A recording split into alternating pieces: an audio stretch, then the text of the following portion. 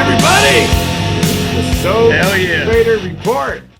Can you guys hear me loud and clear? Because guess what? We got something to say. It's been over a month since we saw a W, but man, we are hungry and we are back. Right off the bat, let's bring in the both Joes. Come on, brothers. What's going on? How you guys been? It's great to be back, man. I just got back from visiting Joe Jr.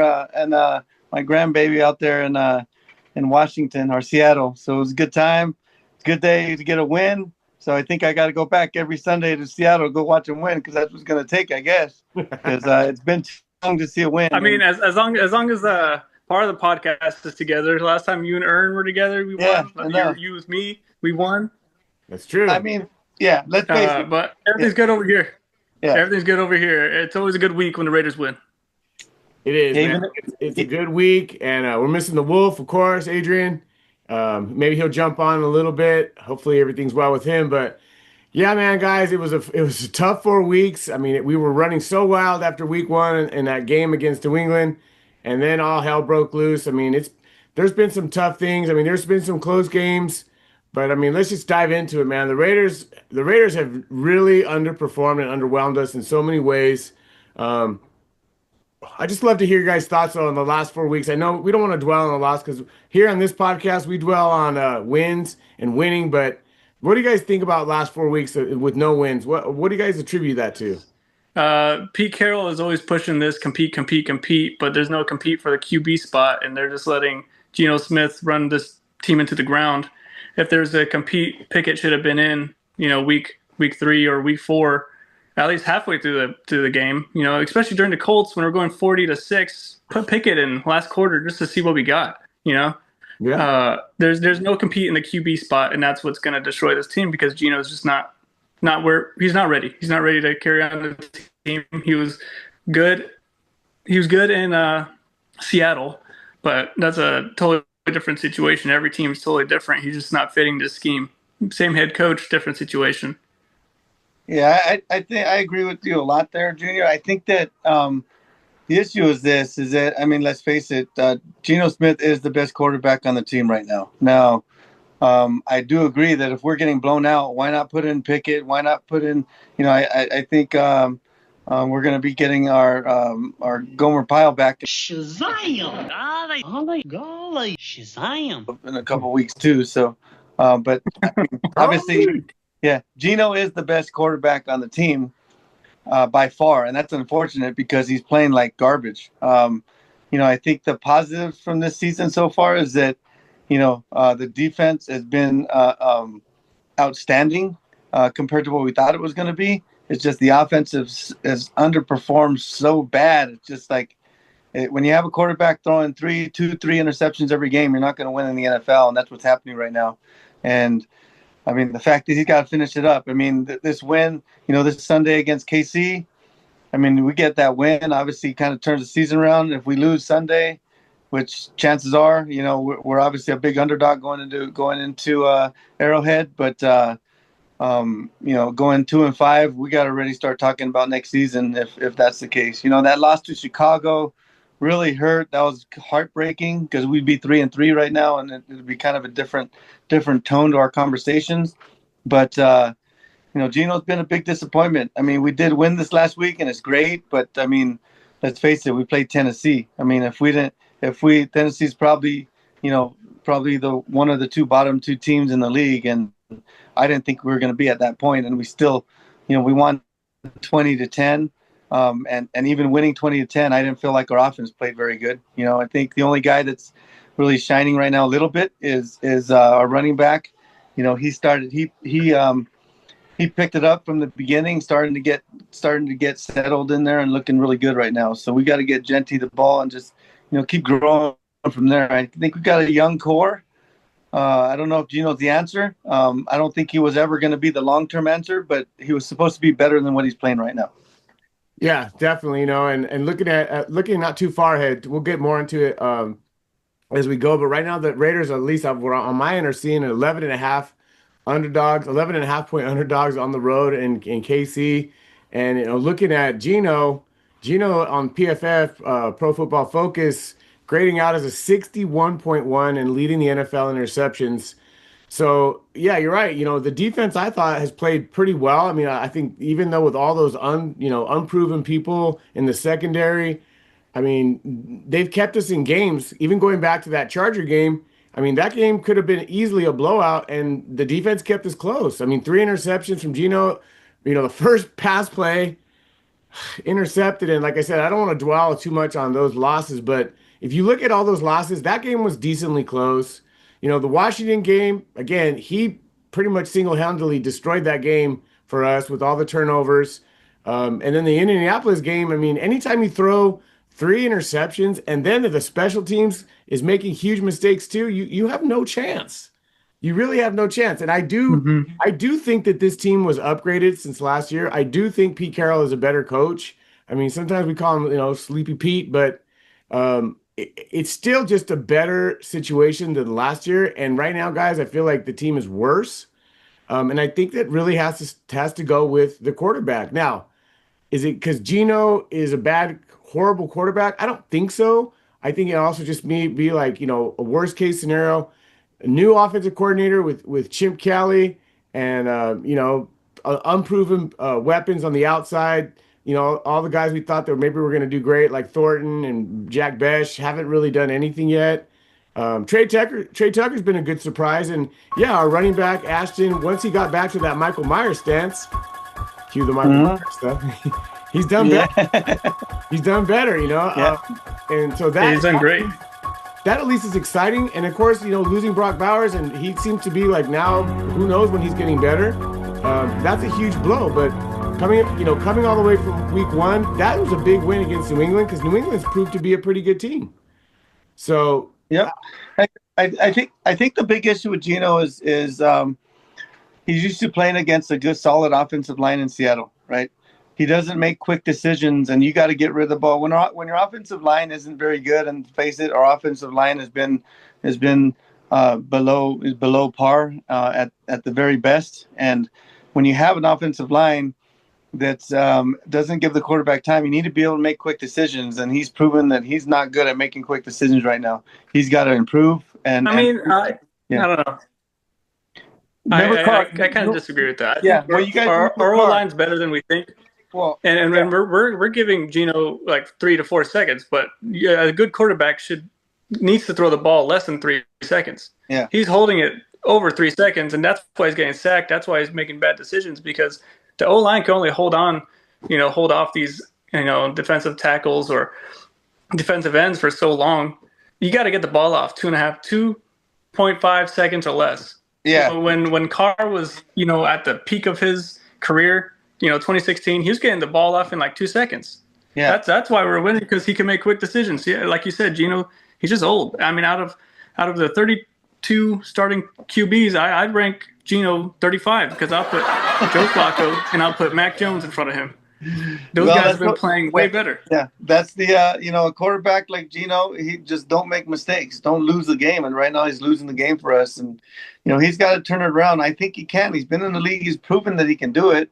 I think that when I say our offensive line has been pretty horrible, if you grade him for the first 6 games, I'd probably give him a D. Now, have they improved? Yes. Did I think they were going to improve? Yes. When you get a new offensive line, it's going to take some time to gel. They've taken some time to gel, definitely taken some time. They've gotten better through the week. So I do think the offensive line has been improving, and that also shows how Gentry's been improving as well, right? So you got a good offensive line, your out running backs naturally gonna get better as well because the holes are gonna be there. But yeah, if Gino doesn't improve, we're gonna be a lottery team like most people predicted, except me, So yeah. except us in this call.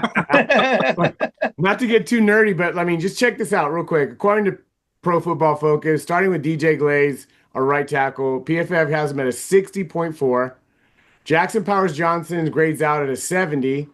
Jordan Meredith grades out at a 61.7. And Dylan Parham 63.6. And then the guy who's replacing Colton Miller, Forsythe, grades out a 49.9, guys. That is horrible. So Yeah. I don't care who's back there. You know what I mean? Joe Montana could be back there. It don't matter because you don't have more than 2 seconds to throw the ball. So anything that this guy can do, he's got happy feet. He's at least Derek Carr when he was rolling, and when the Raiders were doing good with him, they had a pretty good offensive Yeah, line. You know what I yeah, mean? for sure. They didn't have this. This is a disaster. And the Yeah, truth of it is, and I've been saying this all offseason, and this is what pisses me off when guys, get their hopes up because we all get our hopes up so easily, and we all want to believe. But the truth is, the Raiders didn't want to spend any money. They didn't spend money on anything. They had a overwhelming surplus of cap space, and they didn't spend it. So the truth is, they were never really serious to win this year, and I felt like they just wanted to keep fans excited by drafting Aston I think they wanted to keep fans excited by, you know, adding some key figures in the defense. But the reality is, I think this was all set up for next year. What do you guys yeah. think? What I also think, like when you think about the play calling, when Chip Kelly, I know they want to go deep, right? They want to go deep. They got some guys in Tucker, like Tucker, that can throw the deep ball. But the issue is we're not giving Gino enough time. So Chip Kelly needs to understand that. Part of the success last week is we didn't go deep one time. They were all short passes and quick releases, and that's what we got to. That's what we got to play with right now until our offensive line starts gelling, right? And uh, Absolutely. and right now that's why he's getting sacked so much. He's throwing interception because he's not good at making quick decisions, and that's going to kill him right now. So this Sunday is going to be a challenge. And the fact is, we put ourselves in this situation. We all predicted we were going to lose against KC. Yeah. So a loss wouldn't be a surprising situation for us, but we got to surprise us by winning because we lost some games that we should have won. Absolutely. Absolutely. And like I said, yeah, you're right, Joe. We all pretty much had them around 3-3 or 4-2. And again, optimism is high, and I know you have more than anybody, man. When I'm on my deathbed, I need you there so that you'll give some optimism because man, you're the most optimistic guy I know. Uh, but there is some bright spots. Ashton Genty has gotten better. He is grading out offensively at a 69.4, but definitely in the last few weeks has been improving. And you're right, the game plan had to be adjusted, which at least we're seeing that. At least we see that Jim Kelly, who's making the most money of any offensive coordinator, he at least is adjusting the game plan and he is trying to make things work. So man, because I'm telling you guys, if we would have lost last week against the Titans, oh my God, all hell would have broke loose. I mean, shoot, I think they made a mighty I file. mean, the Titans should be 0-5 too. Yeah, they should be 0-5. They won that freaking crazy ass game against Cardinals. I mean, you think about the Yeah. other. Yeah. The guy, That was my- when the guy fumbled himself. Oh my God, that was my survivor pick too, man. That was horrible. Oh, But that's a yeah, disaster. but you got like the thing is, I also think that Kansas City gets Rashid Rice back this week as well. They do. They do. Yeah, it's going to be a challenge. It's going to be a challenge, and you know what? I think being an 11-point underdog, it doesn't hurt us. I think it actually helps us. That's a slap in our face to be a double-digit underdog. To be a double-digit underdog in the NFL, that's basically saying that you're dog shit and you're going to get stomped on. So hopefully they take that to heart and come out swinging, go down. Hopefully we just don't go lay an egg like we did against the Titans. Yeah, yeah. And I mean, you know what? How many times have we seen this too, where like teams have come in at a double-digit underdogs and end up winning? Mm-hmm. I mean, Yeah. stranger things have Yeah. happened. I mean, you know me, guys. I mean, I'm not the most optimistic, but we're gonna watch every single snap, and we've seen this. We've seen it last year. We've seen it 2 years ago. The Raiders have pulled off, upsets. Last year they should have won that game in Kansas City Christmas, and then the year before or near Christmas, and then the year before on Christmas they won that game when nobody gave them a chance. I mean, it might have been the same scenario, same kind of point spread when they did win on Christmas, and then all they did was run the ball. So I think all we really need from Gino at this point is just be a game manager and don't make those interceptions, don't make fumbles, just manage the game. Let's run the ball, play good defense, and shoot. I mean, just be competitive at least in this game. But I would love to see. And he needs to learn to throw the ball away. Yes, He needs to learn to throw the ball away. You can't make mistakes because Kansas City's not going to make mistakes. Keep the game close. If we're close in the fourth quarter, who knows what'll happen? Obviously, let's face it, we're not going to blow out KC. There's a chance that they'll blow us out if we play the way we've been playing. So keep it close into the fourth quarter and then see what happens. That's what I'm And we're hoping for. probably not going to have Jacoby. Probably not gonna have Jacoby Myers or Dylan Lowby for this game. Yeah, They'll hopefully, probably be on their new teams. there is a lot of rumors right now with especially Jacoby Myers, and if he's a solid player, been a solid teammate, and I'd hate to see him go. But if we can get a good offensive lineman for him, or even a good draft pick for him, I think at this point, we'll see what happens, right? Do you know when the trade deadline is? November 3rd. November 4th, I think. Yeah, I'm hoping that let's get through this week, because I think if we win this week, it kind of changes the outlook of the rest of the season. If we lose this week, then you know what? Let's start thinking about next season, because if we lose this week, it's just not going to happen. Yeah, at that point the wheels fall off completely, and then you really are at that point. You got to develop all your young players. I mean, like I said, we're all the same, bro. We're gonna watch every single snap of every single game. That's just how we are, and that's how most Raider Nation is like that. But I think at that point, yeah, we got to start becoming realistic and just being like, hey, thank God we didn't spend our money in going to Indianapolis. Holy smokes, that would have been a freaking disaster. You think it's open the? I know that would have been back. a Saints 2.0. That would have been the second game that Little Joe went to, and they didn't score a touchdown in New Orleans. If we would have went to Tennessee, then that would have been a disaster. Oh my God. The Lord was with us on that one, man. Thank God we didn't spend a dime on that. But hey, like I said, we're in it for the long haul, and whatever they got to do to get this thing ultimately all the way turned around. The other good thing, kind of aside from the fact that this season is going kind of sideways, is the John Gruden news. You know what I mean? And the John Gruden is going to get his day in court. That to me is a huge win for Raider Nation right there, because man, he got so screwed over, and I don't care what people say.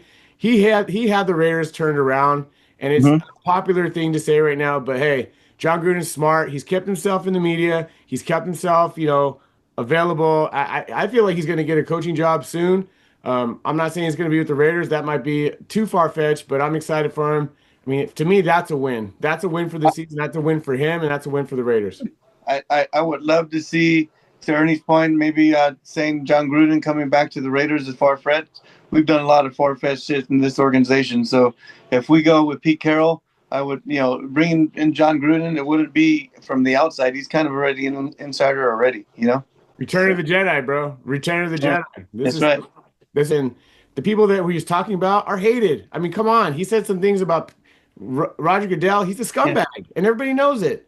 And that's why I'm excited for that. Yep. So this show has gone crazy, but we're off the rails. But hey, let's just promise one thing. Let's look at next week. If we get that win, we'll be running wild as ever. And somebody call Steeler John back, man. We got to get him back. Okay, I'll get him back for next week after we beat KC. We'll bring him in, because he'll see us in the real mode right there after we're running wild, baby. Oh yeah. All right, man. Well, our little allotted time on Zoom is about to run out, so we got to wrap it up, guys. Any last thoughts? No last thoughts from me. Just let's play a solid, play a smart game, and let's see what comes out of it. It can be a heavy cornerback and safety game. Got to really step up in those positions. That's about it for me. All right, and Raider Joe Jr., we're so happy to see you back on the mainland, man. You were all over the country, all over the world, so we're happy you're back, and just happy that you're back there with your family. And everybody else, thanks for tuning in. I know it's been a while. Bear with us.